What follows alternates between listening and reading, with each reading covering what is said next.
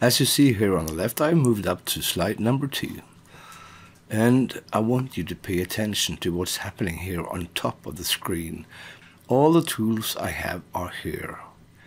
And here's nothing. But when I click an element, just watch it now. When I click this element, we get something that's called format. We can do something to this image. And I just click this. And here suddenly we get a new world of possibilities. If I just hover the mouse over these images, these small icons, thumbnails, you can see that it has a great influence on the images.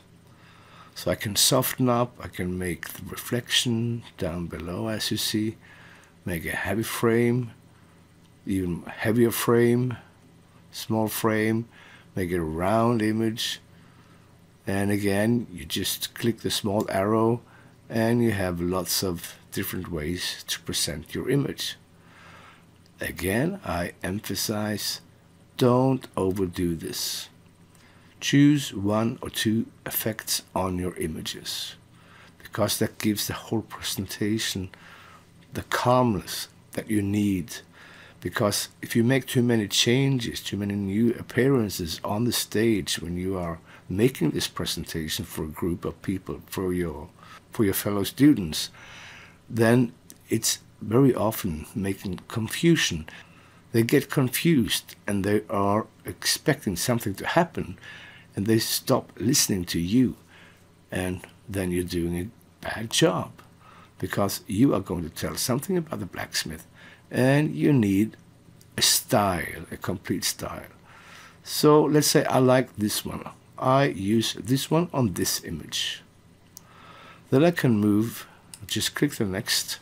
I can do the same here. As you see, nothing here now, but when I click the element like this, I can again open up here and I can find the same image, the same format change that I want to have on all my images.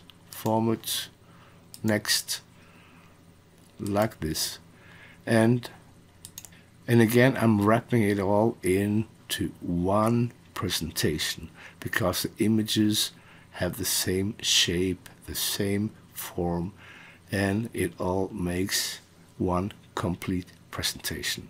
So never overdo it. So if you look at the left now, I've done this to all my images. So now there's only one final adjustment I need to do, and that is to go to every slide and check the balance of the image.